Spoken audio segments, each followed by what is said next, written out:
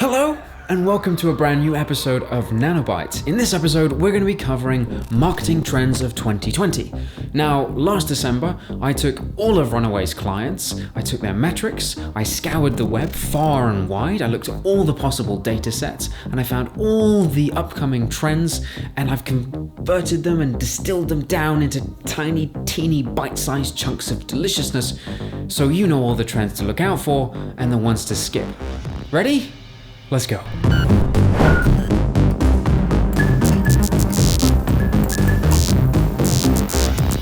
Of course, we all know that when the clock strikes midnight and it goes from December 31st, 2019 to January the 1st, 2020, nothing magical happens. There is no spontaneous new arrival of tech and trends. They've been building and growing for the last several months or even years. But of course, that doesn't stop clowns like me from talking about new trends and exciting things in the year ahead. So first up, before we get excited about all the new trends that are emerging, it's perhaps time to look at some things that we should probably stop doing that are no longer relevant or frankly a little bit irritating. First one is vanity and shallow metrics. Now, I've spoken a couple of times before about ROI and social media metrics. You can check that in videos. I'll post them somewhere around here, as well as in the comments down below. Now, if you're still focusing on followers, likes, and subscribers, you're missing out on the bigger picture.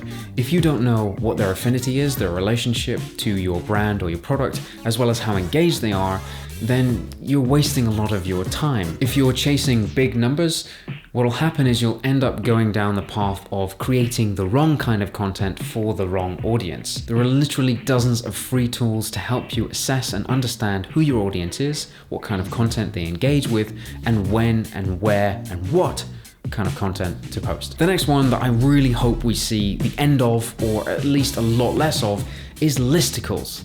I absolutely detest listicles. You all know the ones. Here's the top 5 this, 5 things you need to start doing now, 3 things you need to stop doing now, or for instance the dreaded, which X insert animated character are you? Which are terrible data mining tools and cesspits that I think we all need to just avoid now. So if you are creating listicles or if you've got them penned in your content calendar for this year, please remove them. Please stop creating listicles. They're utter link bait. And even when somebody's clicked on your listicle, they usually feel a tiny bit of shame for clicking on it and they wish they hadn't. And that's not the kind of feeling that we want users or consumers to have when clicking on our content. So please stop creating listicles. Now let's move on to the trends to look out for. A study of 2,000 British adults by the AI and data-driven firm Artifact found that 60%, or 6 out of 10 adults had made a purchase on their smart devices, and a quarter, or 22%, had even made a purchase within the last week. We're now post-Christmas, and of course, smart speakers or smart devices were one of the most gifted items. I mean, it's not surprising Amazon were practically giving them away. So it's no surprise that voice search is set to take over text-based search by 2025, with voice shopping expected to hit a staggering 35 billion by 2023. So what does this mean for the majority of businesses and brands? Well, it means they need to be much more contextually aware, much more conversationally aware as well. So for things like answer engine optimization, so when you are creating your content, whether it's blog articles or video articles or whatever it may be, you need to make sure that it is structured in a way that a person might ask a question. Now, I did a video on answer engine optimization, what it is, what it means, what it doesn't mean. You can check out that video in the comments below. But it's not just voice-assisted devices that are having all the fun. Headliner Labs found that people are 3.5 more times likely to open a message from a chatbot than they are for an email marketing message. Many users, even though they'll say they detest chatbots, they would much rather have a quick conversation with a chatbot and get the answers they need rather than having to scroll through a company's website and find where the delivery terms are, or their FAQs, or pricing information. According to a 2016 survey by Oracle, 80% of marketers want to have a chatbot in place by 2020. That's now. So if you don't have a chatbot in place or some form of automated marketing assistant in place yet, you really need to get one, otherwise you're going to get left behind. In today's interesting climate, purpose is paramount. More and more consumers want to see that brands have a real purpose, not a phony purpose, that they have real core values, real mission statements that actually mean something, rather than a simple blurb on a website. They want to see brands actually enacting upon their values and their mission. Last year, Deloitte conducted a consumer survey that found while price and quality was still very high up on consumer demands, 55% of respondents wanted to see brands being much more transparent and open, as well as having initiatives that worked with climate change and sustainability. Not only that, they wanted to know that brands were looking after and taking care of their employees. It's much more demanding now than it was 10 or 15 years ago, and it's no longer enough just to try and sell a product or the benefits of a product.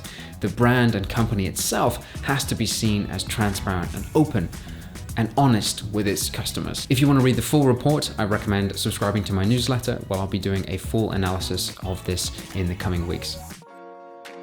Next up is email marketing. What? Email marketing in 2020, Rory? Are you crazy?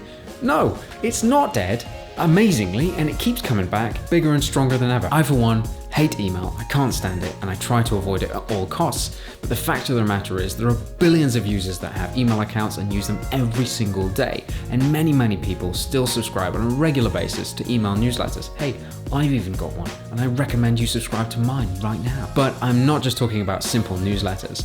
Many brands still, to this day, fail to optimize their emails for mobile. They will create these great looking newsletters, but then forget to test them across multiple devices and multiple browsers, and they end up with a jumbled mess that doesn't look great or function well.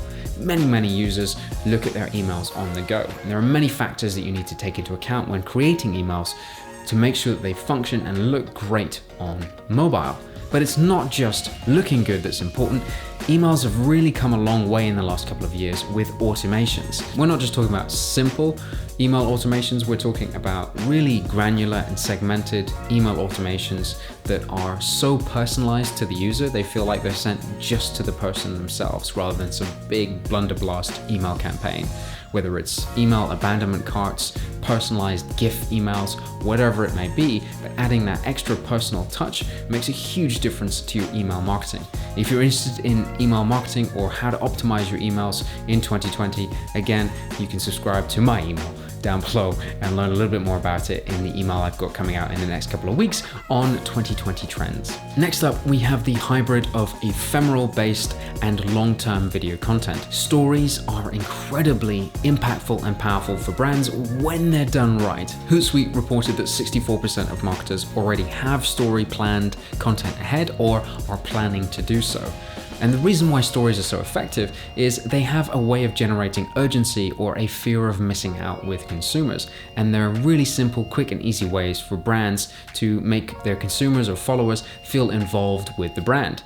But it's not just about creating one or two simple stories, it's about tying that ephemeral content into longer story-driven or chapter-driven content. And finally, my favorite medium of all, podcasting.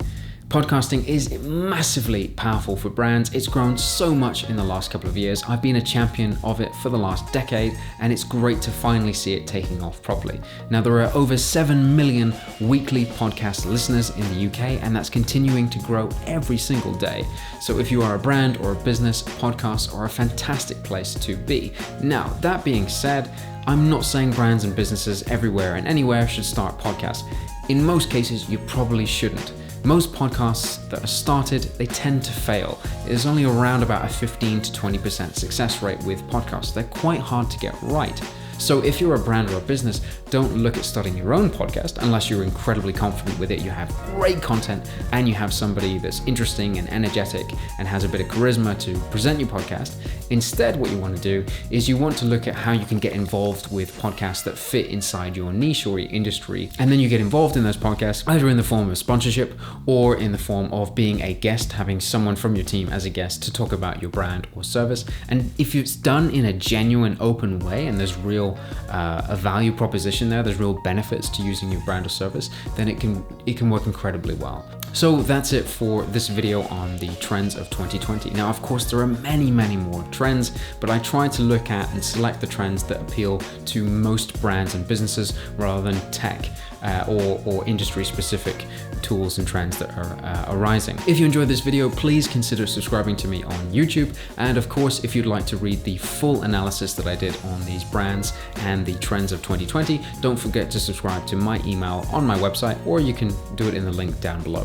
Thanks for watching, guys, and I will see you next week.